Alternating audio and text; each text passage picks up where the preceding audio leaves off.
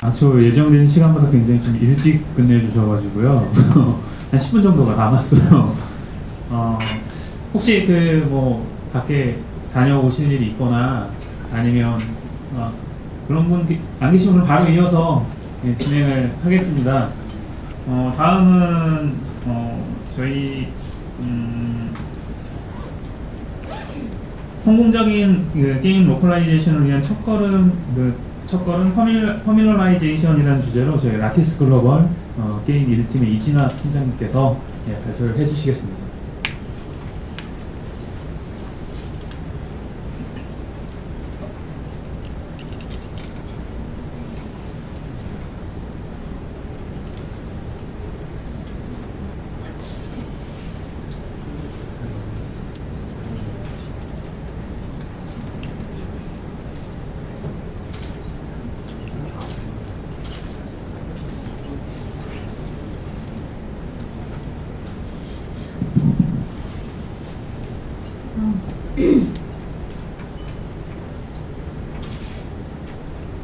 안녕하세요. 라티스 글로벌 커뮤니케이션스의 프로젝트 매니저 이진아입니다. 만나서 반갑습니다. 제가 오늘 소개해드릴 내용은요, 성공적인 게임 현지화를 위해서 반드시 필요하지만 제대로 실행되지 않는 퍼밀리어라이제이션에 대해서 소개해드리고자 합니다. 퍼밀리어라이제이션이라는 용어에 대해서 생소한 분들도 계시고 이미 알고 계신 분들도 계실 거라고 생각됩니다. 북미 개발사에서는 친숙한 용어로 사용하고 있는데요. 아마 북미 개발사 쪽하고 일하시는 분들은 많이 아실 거라고 생각이 들고요. 만약에 생소하신 분들이 있으면 이 시간을 통해서 퍼밀리어라이제이션에 대해서 알아가시면 좋을 것 같습니다.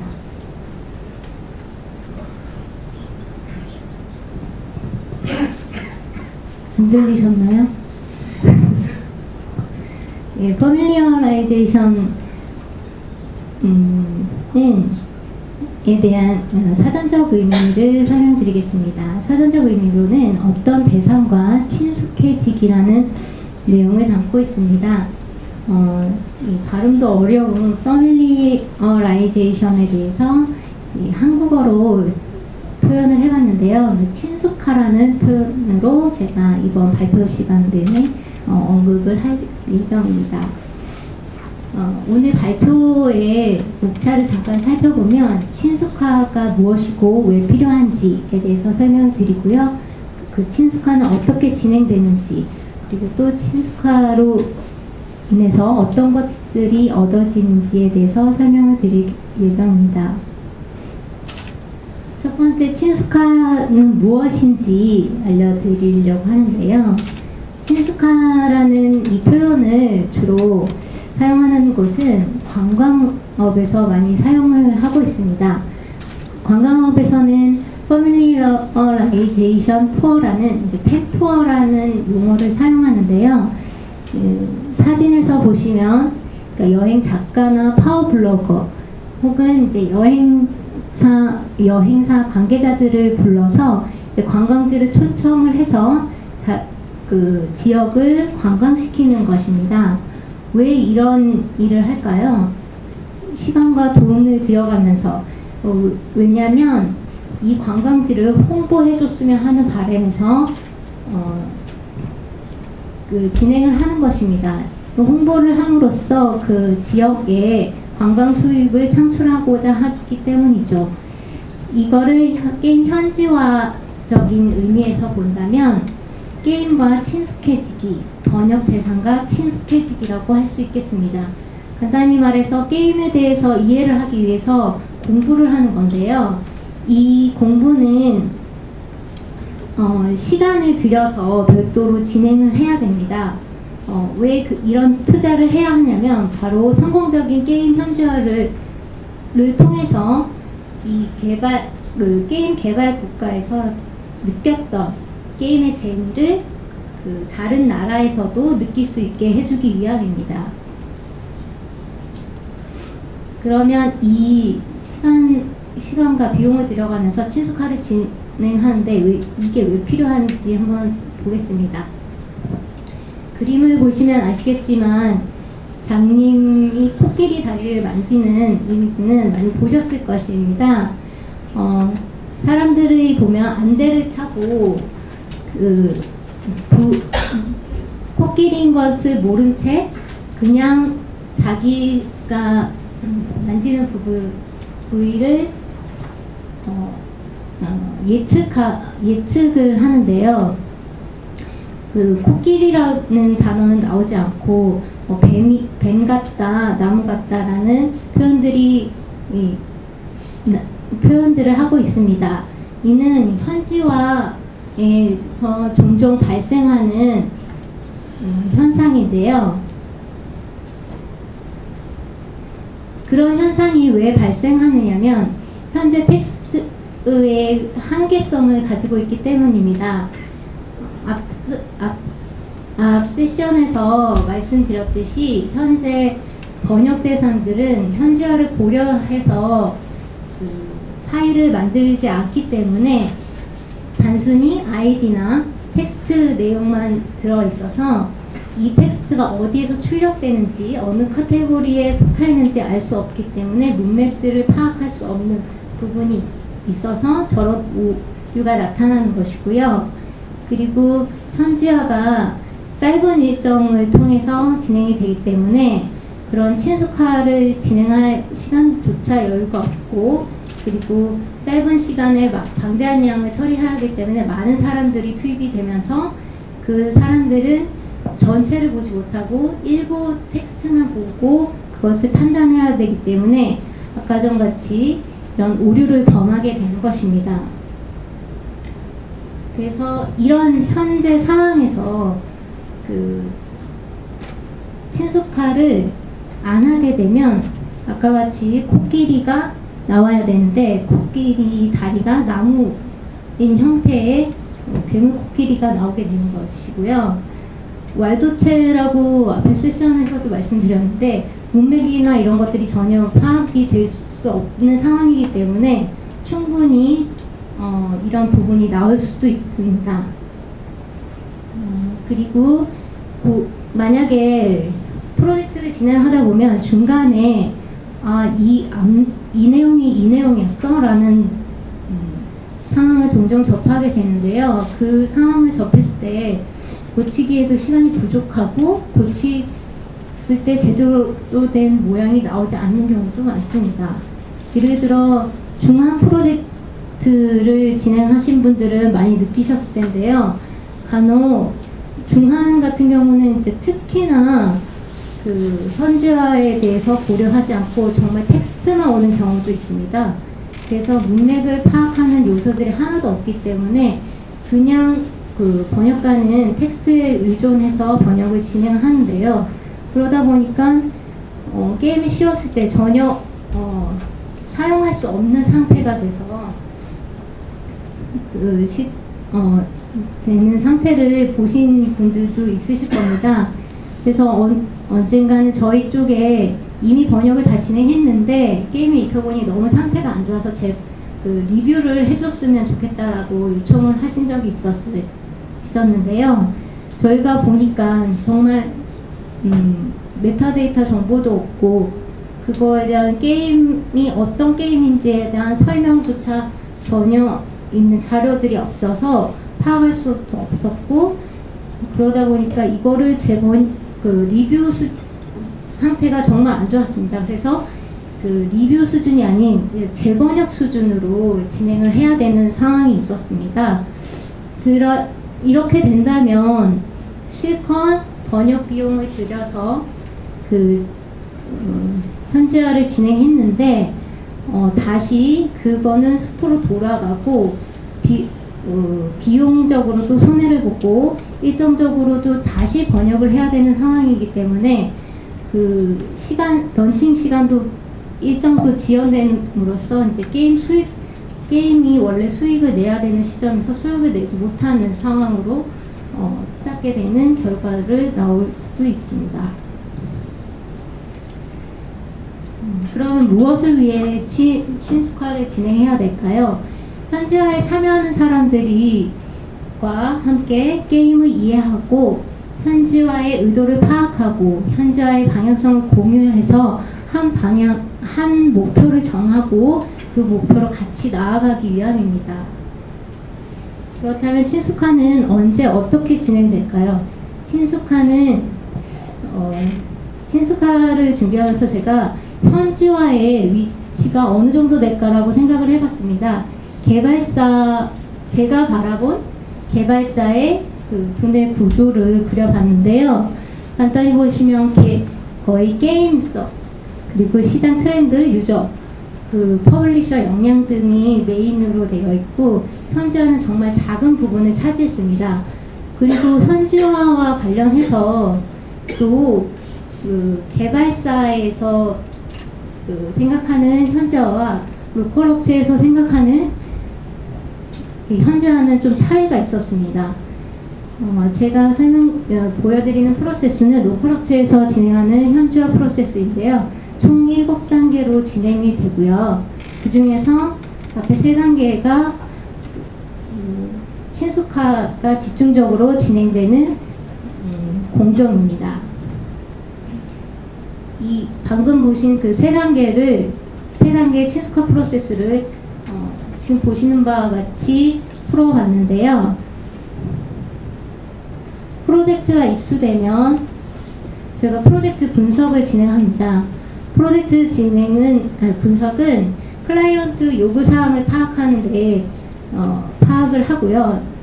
그리고 게임을 분석을 합니다. 게임 분석 같은 경우는 저희가 유사한 게임을 찾는 경우도 있고, 장르를 찾아서 그 장르에서 사용하는 용어를 별도로 체크하는 정도로 게임을 분석하고요. 그리고 파일 분석 같은 경우는 이제 번역 대상인데요.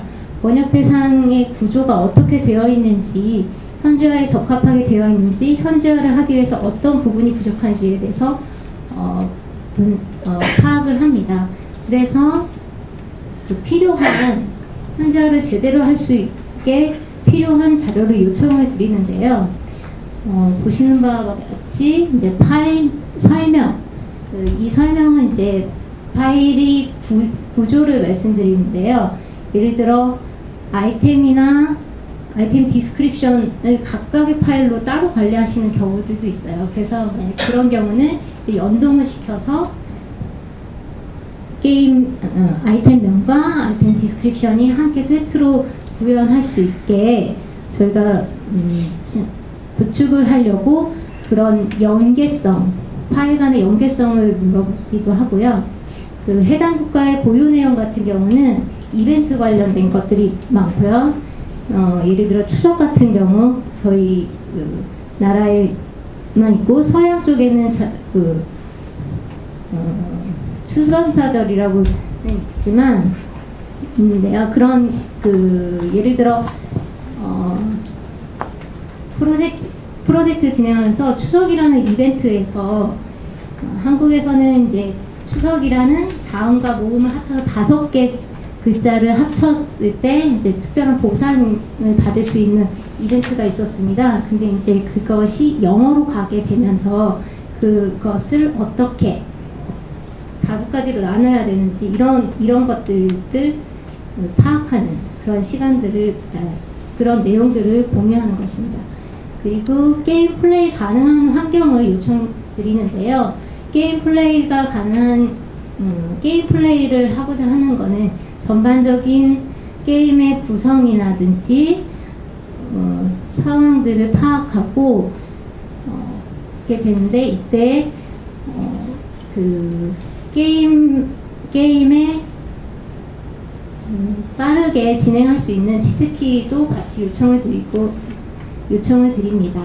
그리고 NPC나 아이템, 각종 이미지가 있는 정보들을 요청드리는데요.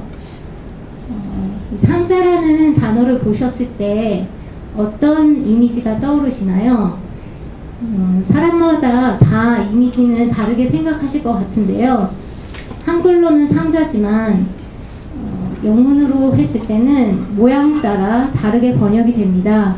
그래서 이미지를 요청드리는 것은 좀 더 정확하고 상황에 맞는 번역을 진행하기 위해서 요청을 이미지까지 있는 정보를 요청드리고 있습니다.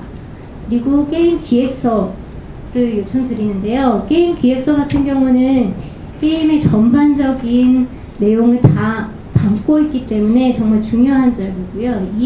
게임을 이해하기 위해서는 반드시 필요한 자료이기 때문에 요청을 드립니다. 그렇다면 저희가 기획서를 통해서 어떤 내용을 체크하는지 예시를 들어서 설명을 드리겠습니다.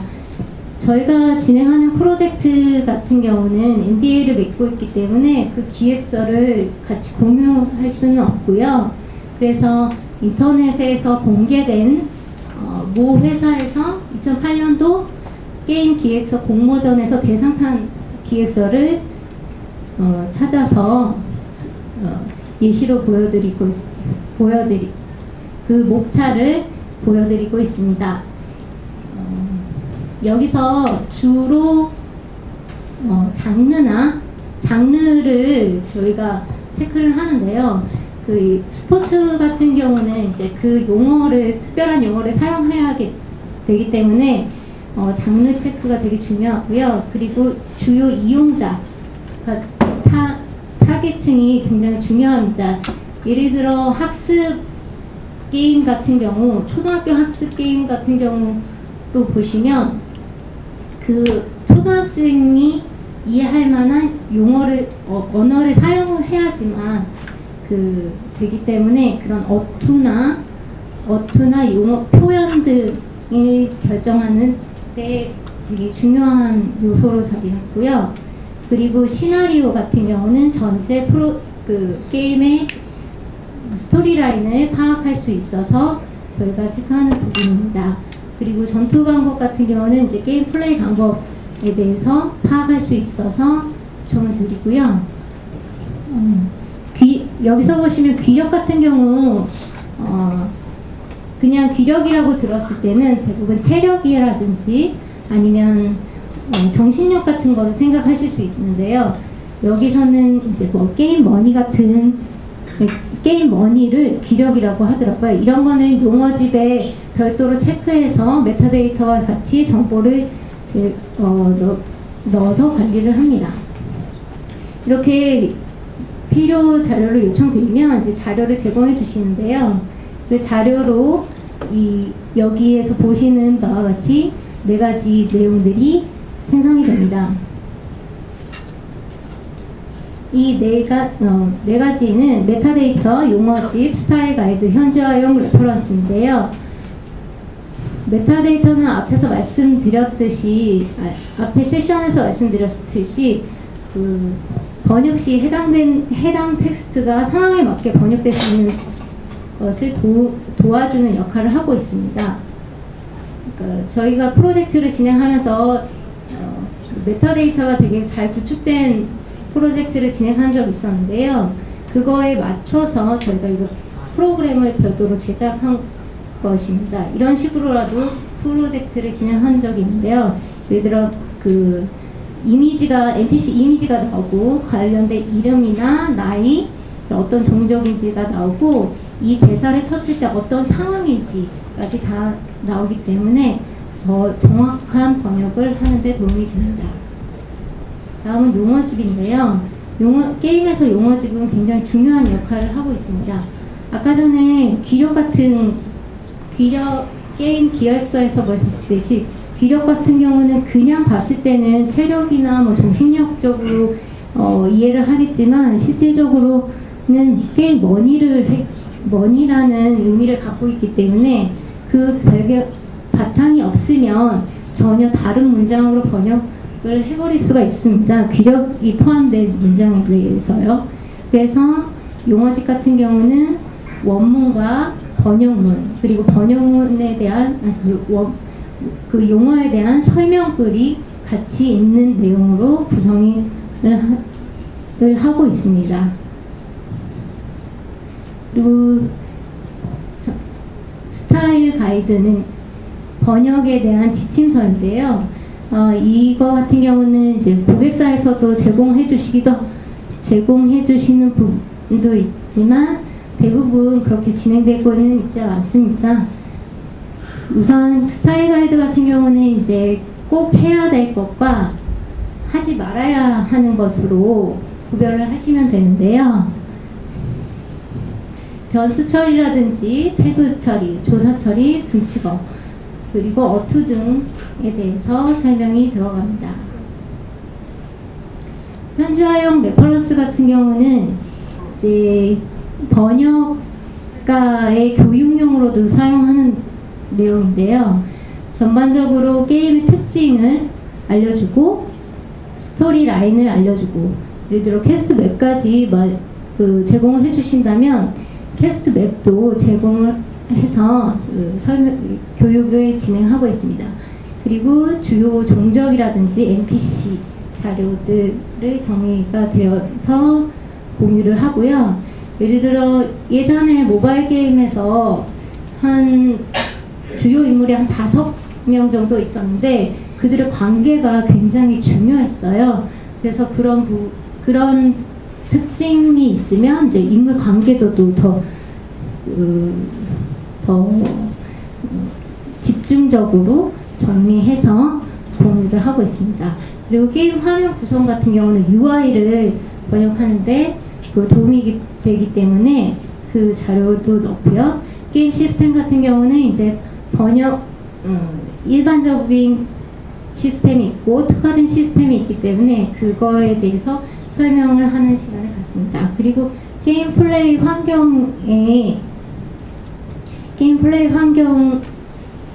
게임을 플레이할 수 있는 환경을 제공해 주는데요.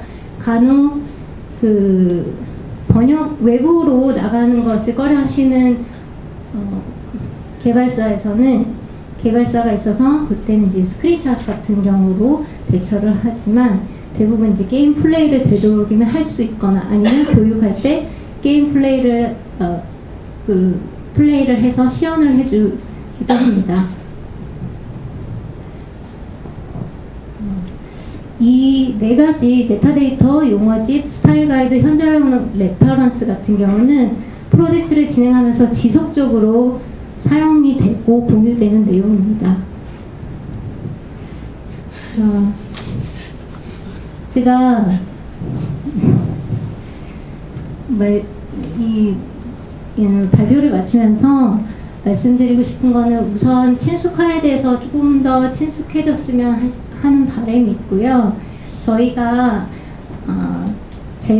자료를 되게 많이 요청을 드리는데 그게 다 좋은 결과물을 내기 위해서니까 자료를 요청하실 때 너무 귀찮아하지 마시고 꼭 제공해 주셨으면 좋겠고요.